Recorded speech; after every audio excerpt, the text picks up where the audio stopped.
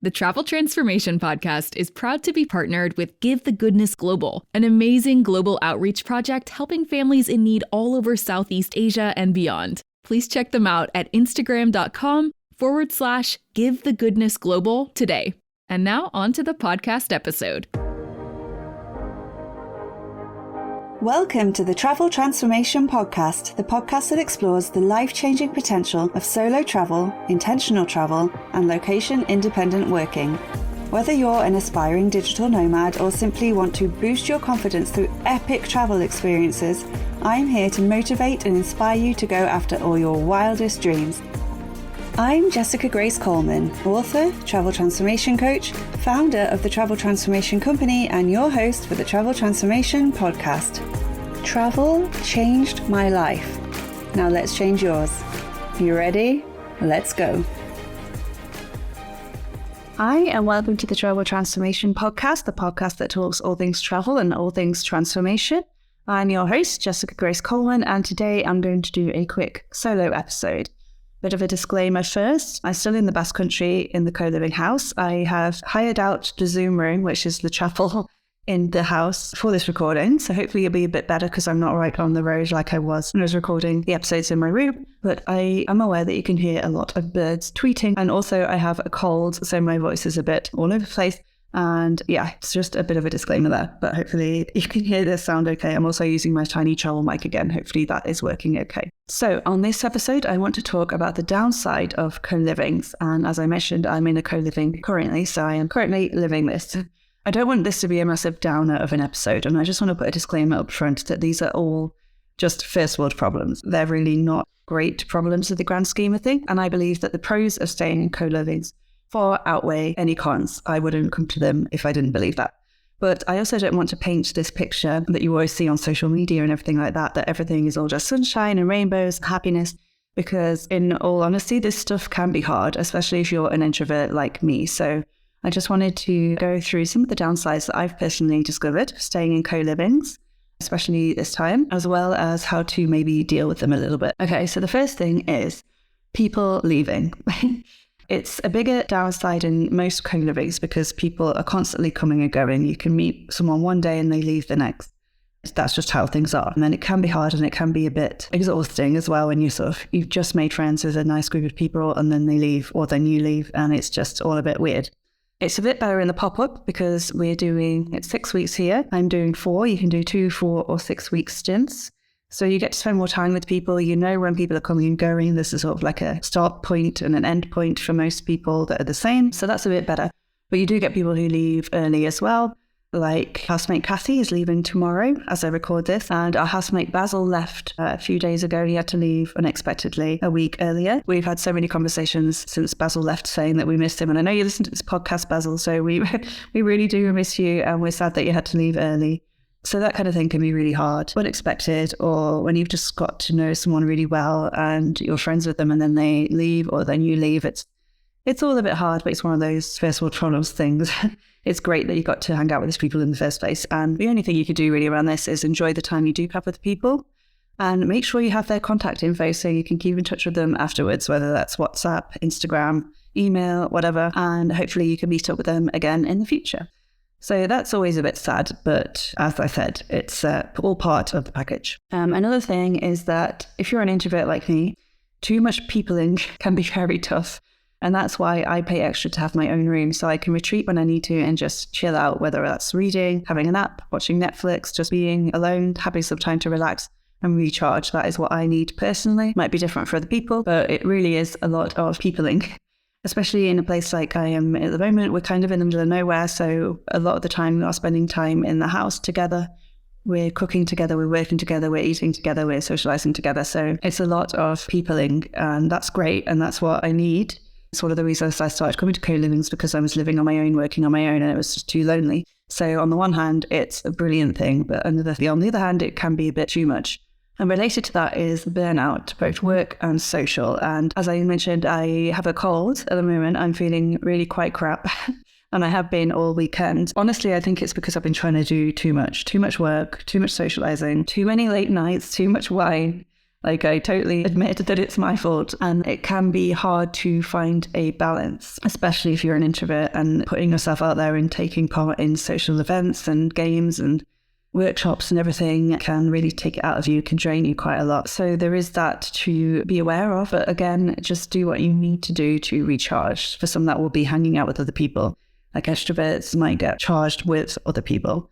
For some like me, it might be going to their rooms, chilling out, just being alone. Or it could be getting out in nature, going for a walk, either on your own or with a friend, just talk it out with someone. Just know what works for you and do that. So this past weekend, I spent a lot of time just chilling in my room, catching up with sleep, having some nap, occasionally popping out into the rest of the house to see what's going on and to eat outside and to go and see Colin the donkey. I knew I needed to just recharge a little bit this weekend, especially as I've got lots of work to do this week as well. Another thing is that, as I said, most things are done in a big group when you're staying in a place like this, which can be really good and fun.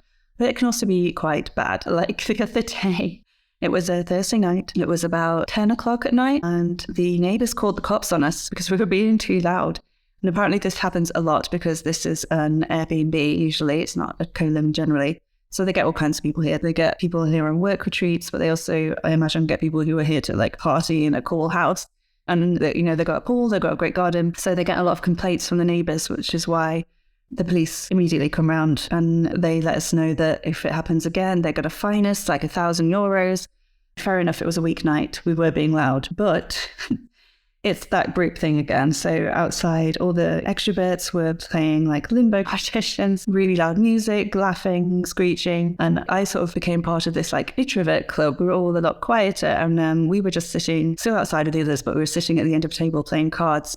It was only because we were sitting there playing quietly that we actually heard the police banging on the fence and yelling like, "Hey, polizia." So if it wasn't for us, they wouldn't have heard the police in the first place. But also, if we do get fined, that's going to be shared equally around the group, which can be a little bit we weren't the ones making noise, but that's what happens when you're in a big group. And we did feel bad. We don't want to disturb the peace, obviously, and it was a weeknight, so we went straight inside afterwards. But it's quite funny because the police told us we had to stay below a certain decibel range. I can't remember exactly what it is at the moment, but we got an app that told us. We were practicing how loud we could be. And it was like the quietest thing ever, the decibel range they gave us. So we were inside and we were just like, with all the doors and windows closed, and we were like whispering to each other because it was like 11 o'clock. It was just a bit ridiculous, but we've been very good since. We've been coming inside at a normal hour and doing lots of inside activities. So hopefully we won't get fined, but it's that kind of thing. You're in a big group, you take responsibility for the group as a whole, even if you're not the main culprit.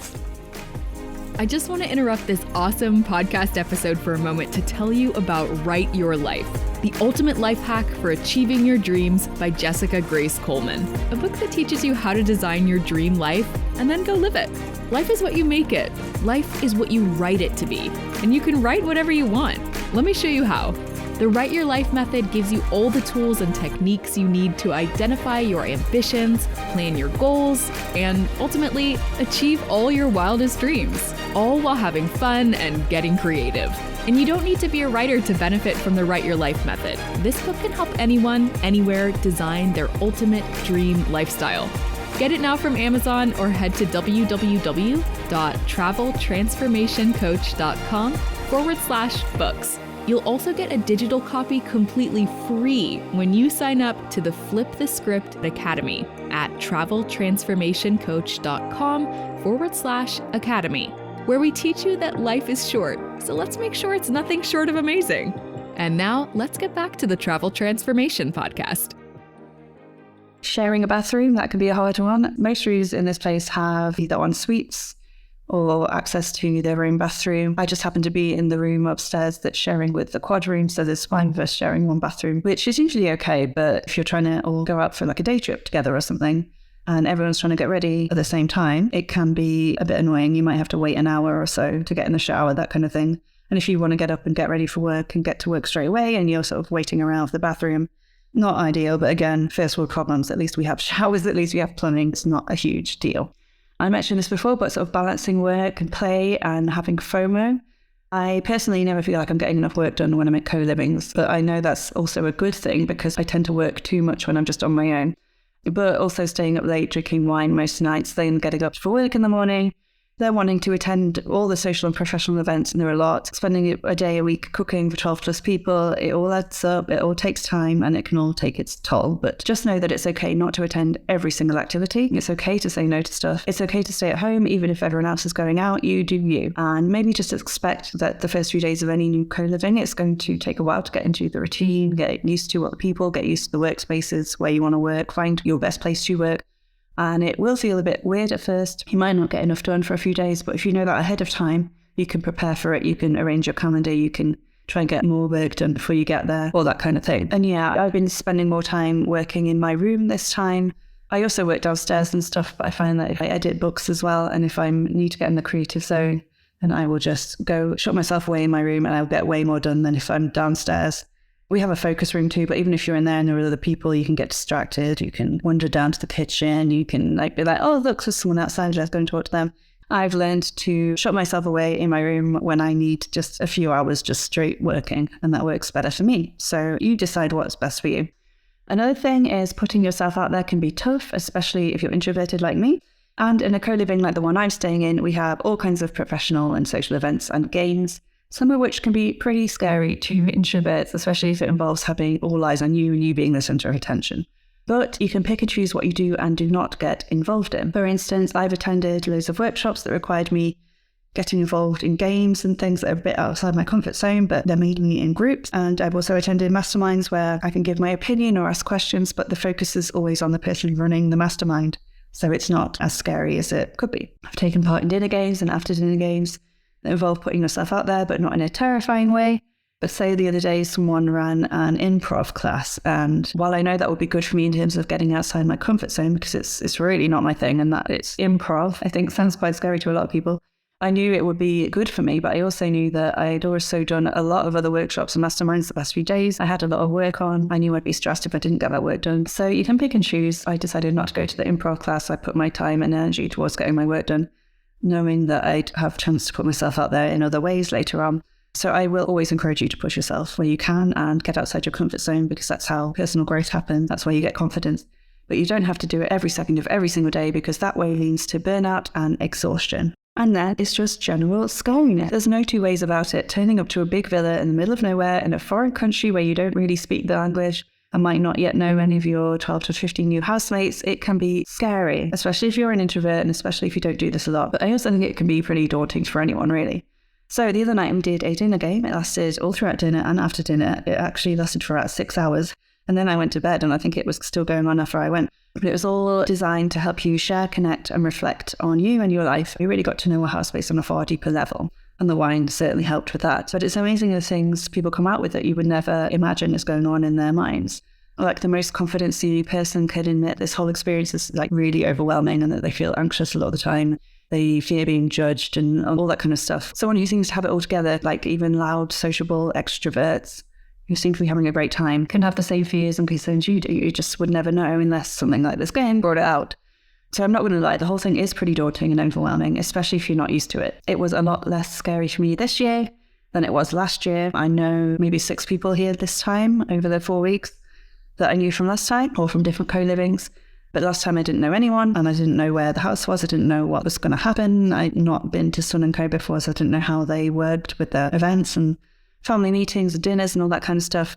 So it was a lot more overwhelming last time, a lot less scary this time, but it is still quite daunting and overwhelming living with this many people, working with them, working on your self-development with them. It's not easy, and I'm not going to lie and say it is, but it does become easier as you go on. And it's okay to admit this to everyone, anyone, especially your housemates, because odds are they're feeling exactly the same way as you do. And as soon as you realize that, it seems a lot less scary anyway. So if you are feeling like this and you're in this situation, or in any situation, just talk it out with someone. It can really, really help know even one other person is going through the same thing or thinking the same things as you. And wine always helps the truth come out during these games. Okay, so that's all the bad stuff. And like I say, it's not necessarily even bad. It's just things that to be aware of that we can overcome. But I wanted to end this podcast episode with some positives, because as I said, no matter how hard it is, living this way and experiencing this co-living thing and meeting all these amazing people is amazing and incredible and life-changing. And even though it's hard, it's totally worth it. So like I say, some of the things that are really good about co-living is the community, the connection, the learning, like about yourself, but also about other people, all the stuff you learn about different cultures, about different countries, everything like that. The fact that we get to live in an amazing house with amazing scenery, there's a donkey neighbor. It gives you great opportunities to get outside your comfort zone, to have incredible experiences, to make friends for life. I've made so many friends last year that I've met since. I'm sure it's going to be the same this year. There's so much fun and laughter, eating amazing meals inspired by countries and cultures all over the world. Some great cooks here, and just enjoying hanging out with people over a glass or two or three of wine in this beautiful house, wandering around the area, looking and seeing what's about, meeting the locals, having your favorite cheesecake place, all that stuff. And it's just amazing. So that is to say, I keep getting distracted because I'm in the Zoom room, in the chapel room, but there are glass doors and people keep walking past and staring in at me. So I guess that's another downside. But that's like, if I started making no sense towards the end, it's because people were peering in at me and I was starting to wonder if I'd gone over my allotted time, but I don't think I have. So yes, so many amazing things about it. So even with all the potential downsides of co-livings, even when you're an introvert, the benefits of staying in a place like this are just so worth it. Okay, so that's it for this episode. And until next time, I'll catch you on the flip side. Bye. Thank you for listening to this episode of the Travel Transformation Podcast with me, Jessica Grace Coleman. If you enjoyed this episode, please rate and review and spread the word if you have friends or family who also want to transform through travel. For a chance of winning one of my books in ebook form, please review this podcast on Apple Podcasts and send a screenshot or just your name to info@traveltransformationcoach.com or at traveltransformationcoach on Instagram. I'll be picking a new winner each month, and you can choose between any of my non-fiction titles, including Write Your Life, Write Your Year, and Intentional Travel Transformation. You can find out more about me at traveltransformationcoach.com, where you can also get your free travel transformation guide. And until next time, I'll catch you on the flip side. Bye.